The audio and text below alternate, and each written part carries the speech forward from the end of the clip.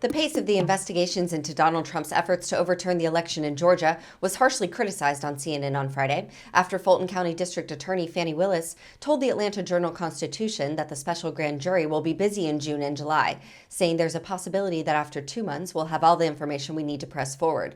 There's also a possibility that after week 1 that some appellate issue will come and there's a halt, she said.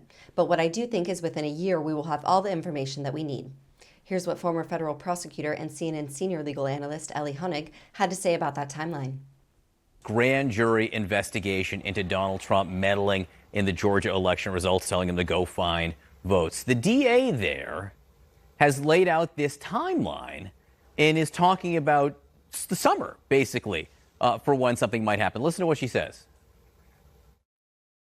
We realize that we're coming to a place that there are enough people that will require a subpoena for us to speak to or for us to be able to get information. And so, yes, we're headed into phase 2. And phase 2, I believe, starts when we actually start with a special purpose grand jury. It's too, Elie.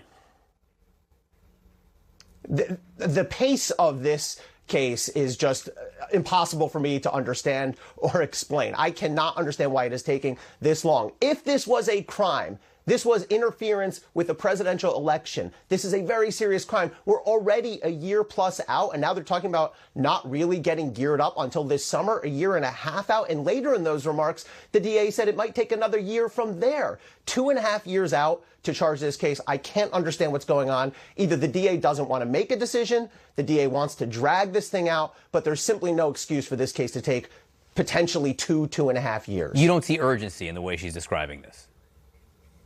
Exactly. The urgency, the lack of urgency is completely impossible to reconcile with the seriousness of the potential crime. In other Georgia political news, the Miami Herald reports Republican state lawmakers in Georgia are reaching down to redraw election districts for county officials in Democratic-controlled counties, a power grab possible in part because there's no federal oversight of redistricting in Georgia for the first time in decades.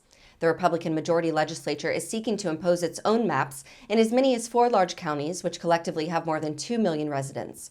Republicans say their maps better comply with federal law and keep communities together. But Democrats say they're driven by partisan and racial motives, threatening lawsuits to overturn the maps. It's a petit coup of our local government, said Athens-Clarke County Commissioner Melissa Link, who could be drawn out of her district and blocked from running for re-election this year. It's another example of Republicans trying to maintain control in a pivotal battleground state that Democratic President Joe Biden won narrowly in 2020 and that elected 2 Democratic U.S. senators in 2021, giving Democrats control of that chamber. State Representative Sam Park, a Lawrenceville Democrat who chairs the majority Democratic Gwinnett County House delegation, accused Republicans redrawing the lines of trying to maintain white supremacy. They're doubling down on their effort to segregate voters in Gwinnett and their pursuit of protecting and preserving white power in the most diverse county in the state of Georgia, Park said on January 25th. Clearly, white power is alive and well in the Georgia Republican Party, he said. Thank you for watching. Please be sure to visit us at rawstory.com. And if you'd like to see more of the Raw Report, please like and subscribe and join others who like their news raw too.